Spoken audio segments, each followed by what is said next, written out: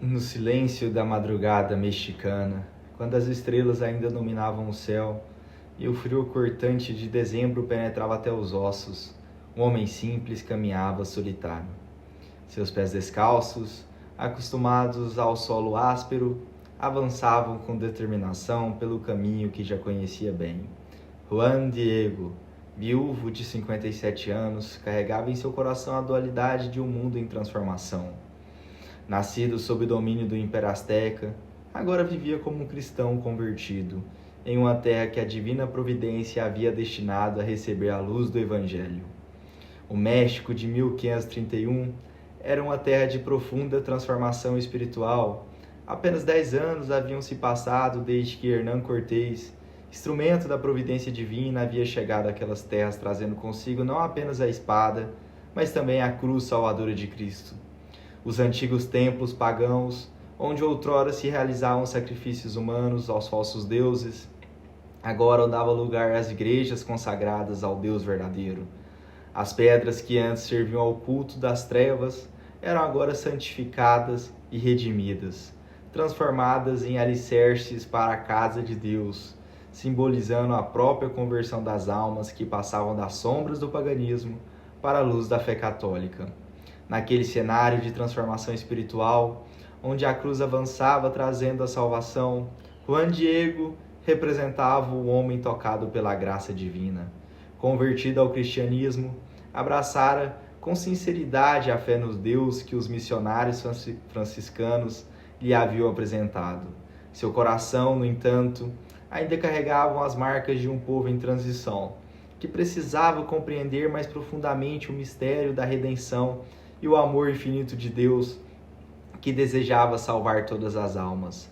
Essas reflexões talvez ocupassem a mente de Juan Diego, enquanto ele se apressava para assistir à missa em Tlatelolco, percorrendo 20 quilômetros a pé, como fazia regularmente.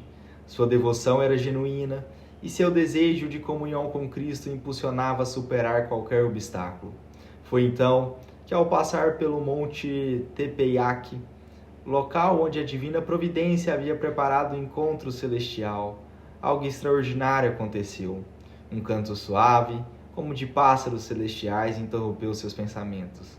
Uma música que não pertencia a este mundo, que transcendia todas as divisões humanas e anunciava a presença do divino. Juanito, Juan Dieguito, a voz que o chamava era doce como mel, pronunciando seu nome com ternura, na sua própria língua, o mais humilde de meus filhos, meu filho caçula, meu queridinho.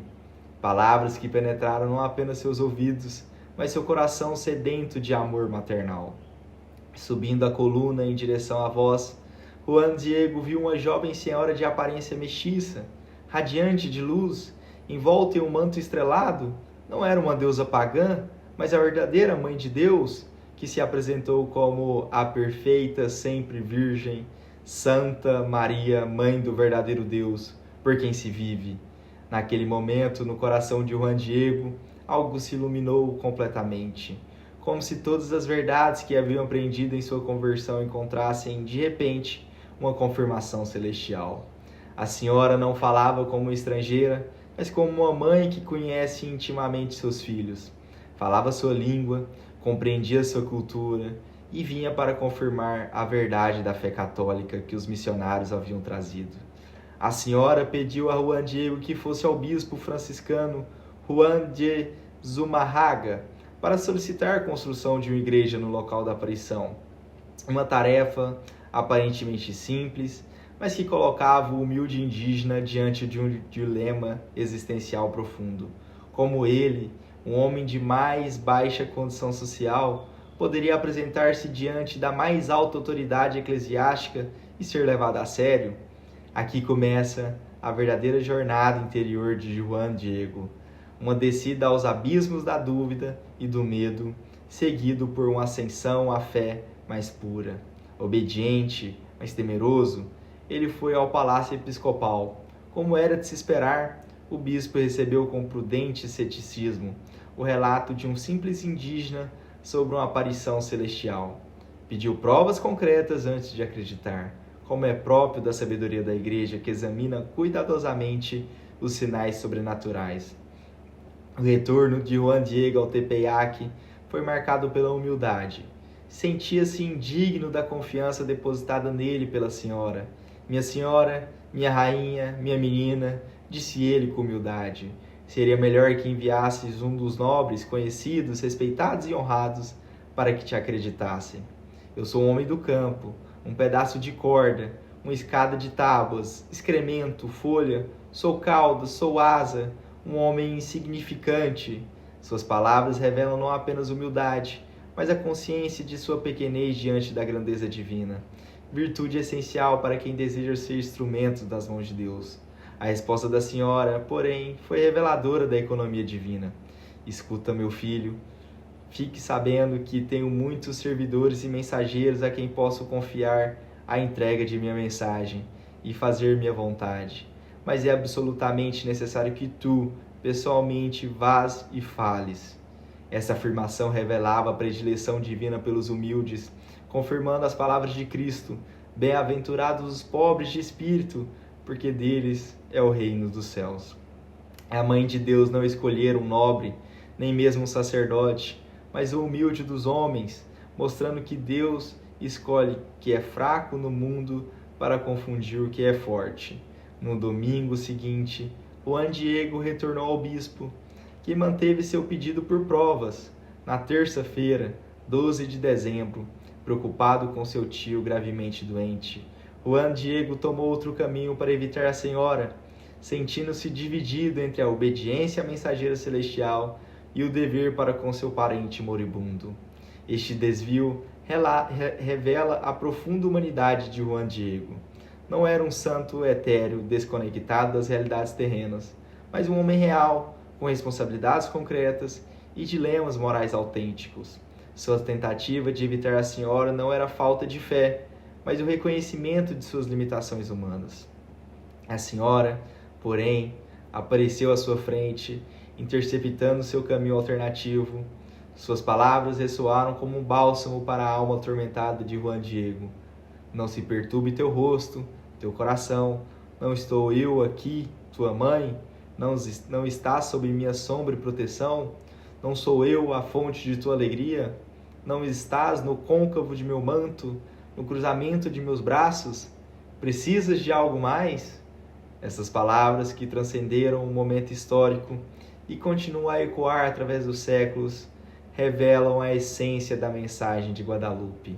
A ternura maternal de Maria, que se inclina para os mais humildes e sofredores, oferecendo não apenas consolo, mas dignidade e valor.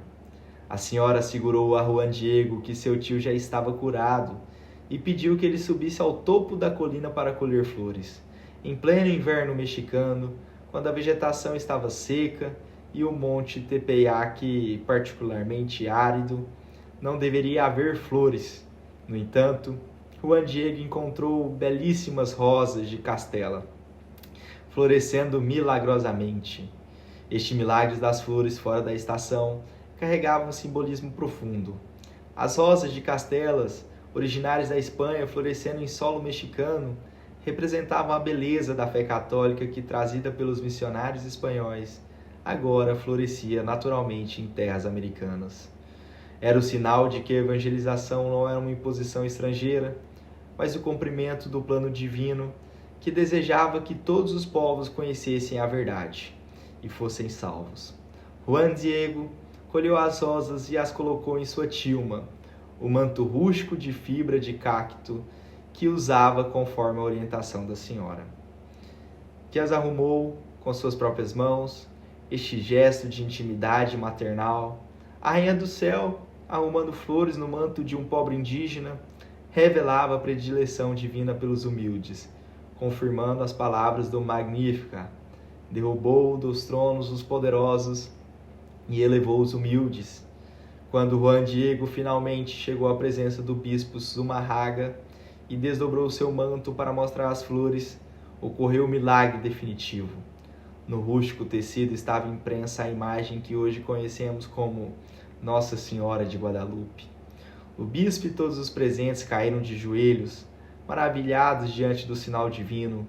A imagem impressa na tilma não era apenas um retrato, mas uma linguagem visual complexa que falava simultaneamente aos espanhóis e aos indígenas. Como um texto sagrado escrito não com palavras, mas com símbolos, o manto transmitia mensagens profundas que transcendiam as barreiras linguísticas e culturais. Para os indígenas, cada detalhe da imagem carregava significados que eles podiam compreender. A túnica rosa, semelhante às usadas pelas mulheres astecas, o laço acima da cintura, sinal da gravidez, a flor de 4 pétalas sobre seu ventre, símbolo que significa o lugar onde Deus habita, os raios de sol que a envolvem, representando a divindade suprema, os cabelos soltos sob o véu, adorno característico das virgens, a lua negra sob seus pés, simbolizando a vitória sobre as forças do mal e os falsos deuses. Para os espanhóis, outros elementos eram reconhecíveis: a cruz no colarinho, o anjo abaixo da virgem, a postura de oração. Mas talvez o símbolo mais poderoso de unidade sejam as mãos de Nossa Senhora. A mão direita mais escura, representando os indígenas, e a esquerda mais clara, representando os europeus, unidos em oração. Através dessa linguagem visual, Nossa Senhora de Guadalupe conseguiu comunicar mensagens profundas que palavras talvez não pudessem expressar com a mesma eficácia.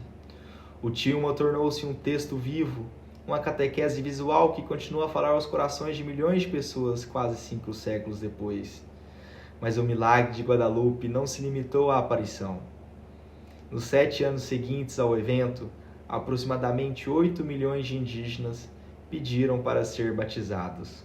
Uma média de 3.000 conversões por dia, um fenômeno sem precedentes na história da evangelização. Essa conversão em massa foi o fruto abençoado da semente plantada pelos missionários espanhóis, agora regada pela graça celestial através de Maria.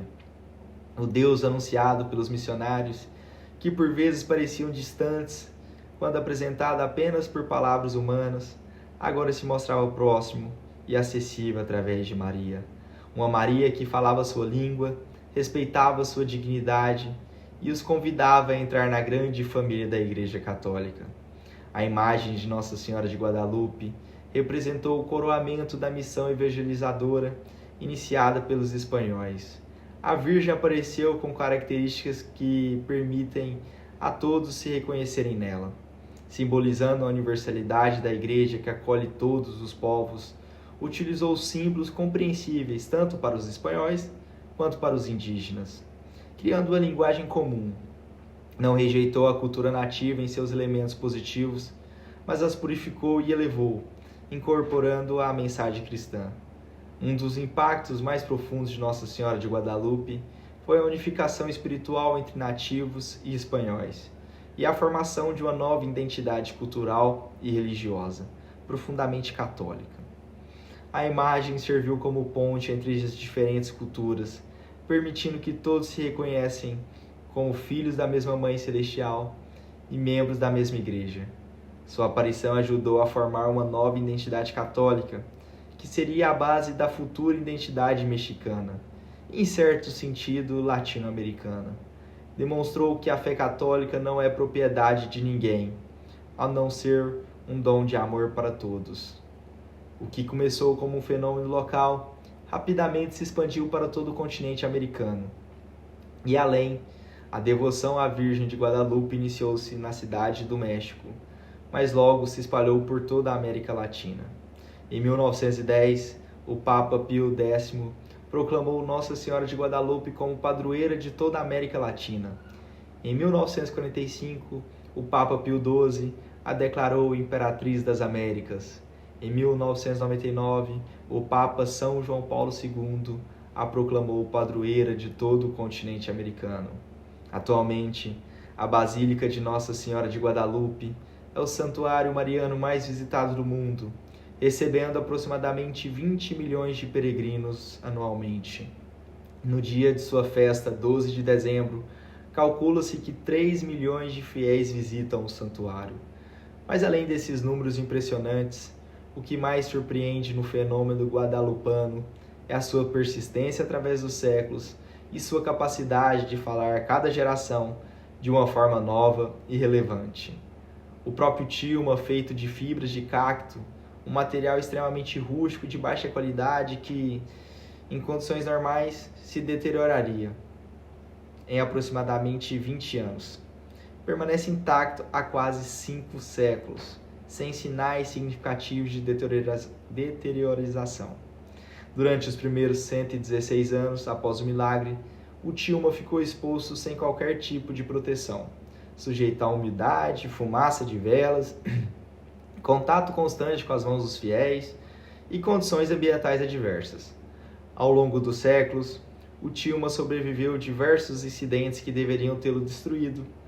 Em 1785, durante uma limpeza do vidro que protegia a imagem, um trabalhador derramou acidentalmente solvente de ácido nítrico sobre a grande parte da imagem.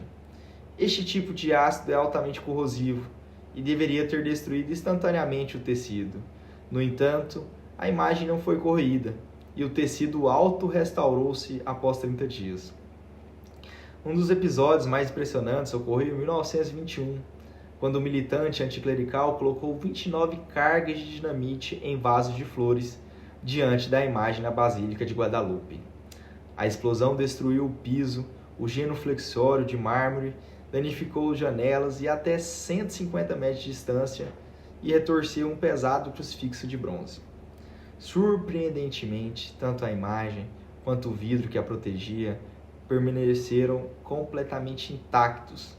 Diversos estudos científicos realizados no tilma revelaram propriedades extraordinárias que desafiam explicações convencionais. Peritos em fotografia infravermelha não encontram traços de pincel, sugerindo que a imagem foi impressa toda de uma vez. A coloração da imagem não apresenta elementos animais, minerais ou vegetais conhecidos e os corantes sintéticos não existiam em 1531.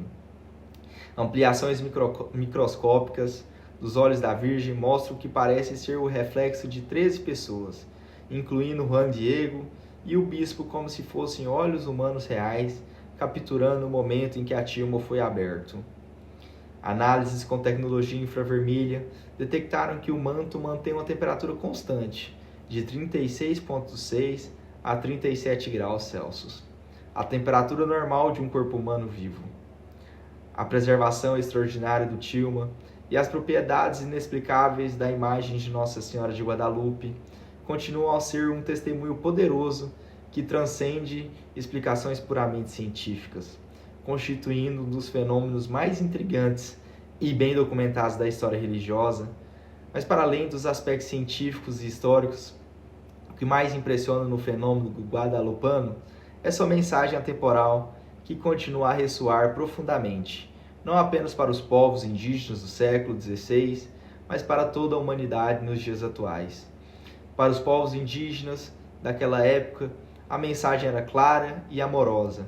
Eles eram filhos amados de Deus, chamados a fazer parte da Igreja Católica, única arca de salvação.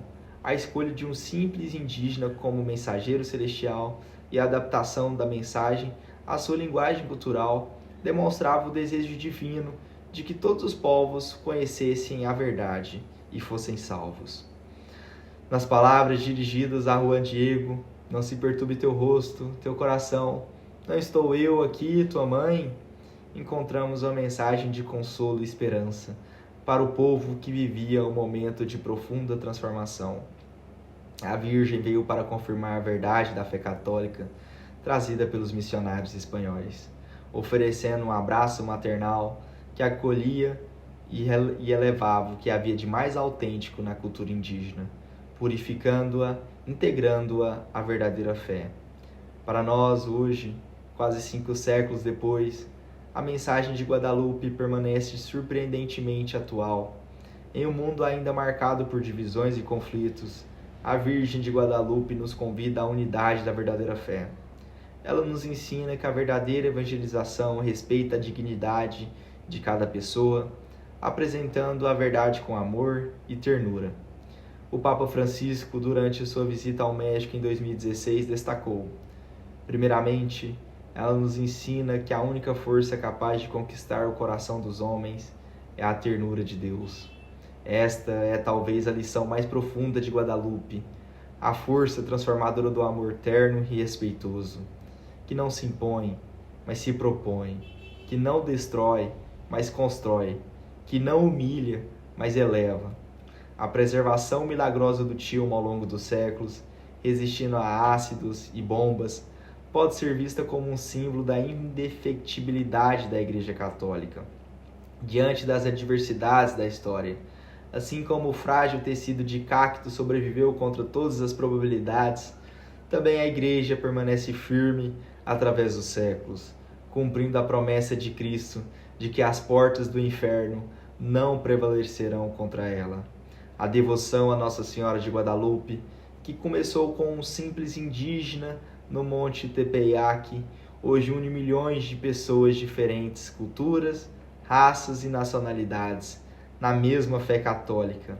Ela nos lembra que, além de nossas diferenças, compartilhamos uma humanidade comum e uma vocação à fraternidade universal em Cristo.